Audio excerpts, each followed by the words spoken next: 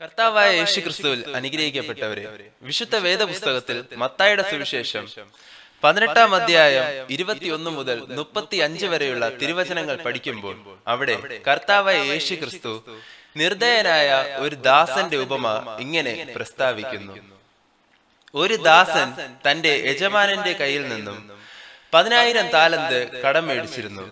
എന്നാൽ അത് കൊടുക്കാൻ കഴിയാണ്ട് വന്നപ്പോൾ യജമാനൻ തന്റെ ദാസനെയും അവന്റെ ഭാര്യയെയും അവന്റെ മക്കളെയും അവനുള്ള സകലത്തെയും വിറ്റ് കടം വീട്ടുവാൻ കൽപ്പിച്ചു.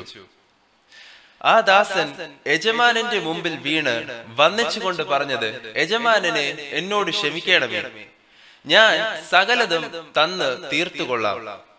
മനസ്സലിഞ്ഞ യജമാനൻ അവന്റെ 10,000 താലന്ത് ഇളച്ചു കൊടുത്തു. ആ ദാസനെ വിട്ടയച്ചു. ആ ദാസൻ തന്റെ ഭവനത്തിലേക്ക് പോകുമ്പോൾ തനിക്ക് വെറും 100 വെള്ളിക്കാശ് കടപ്പെട്ടിരുന്ന ഒരു കൂട്ടുദാസനെ കണ്ടു. അവന്റെ കഴുത്തിന് പിടിച്ച് ഞെരിച്ചു. അവനോട്, എന്റെ 100 വെള്ളിക്കാശ് തന്ന് തീർത്തുകൊള്ളുക എന്ന് ആക്രോശിച്ചു. അവനെ പീഡിപ്പിച്ചു, തടവിലാക്കി. ആ കൂട്ടുദാസൻ കേണപേക്ഷിച്ചിട്ടും അവനെ വിട്ടയക്കുവാൻ അവൻ തയ്യാറായില്ല. ഇത് മറ്റു കൂട്ടുദാസന്മാർ കണ്ട് വേദനിച്ചു യജമാനനോട് കാര്യങ്ങൾ വിവരിച്ച് പറഞ്ഞു. യജമാനൻ ആ ദാസനെ വിളിച്ചു, ദുഷ്ടദാസനെ, നിന്റെ 10,000 താലന്ത് ഞാൻ ഇളച്ചു തന്ന് നിന്നെ വിടുവിച്ചു. എന്നാൽ നിനക്ക് വെറും 100 വെള്ളിക്കാശ് കടപ്പെട്ടിരുന്ന നിന്റെ കൂട്ടുദാസനെ നീ തടവിലാക്കി.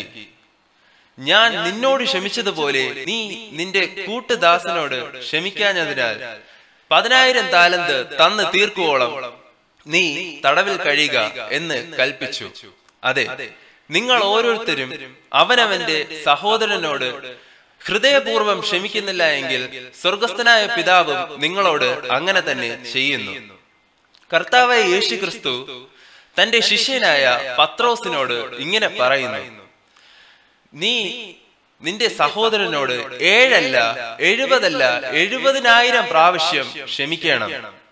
സ്വർഗരാജ്യം അങ്ങനെ തന്നെ തന്റെ ദാസനോട് കണക്ക് തീർക്കുവാൻ ഭാവിക്കുന്ന ഒരു രാജാവിനോട് സമം. നിങ്ങൾ ക്ഷമിച്ചാൽ നിങ്ങളുടെ കടങ്ങളും പാപങ്ങളും ക്ഷമിക്കപ്പെടും. ആമേൻ.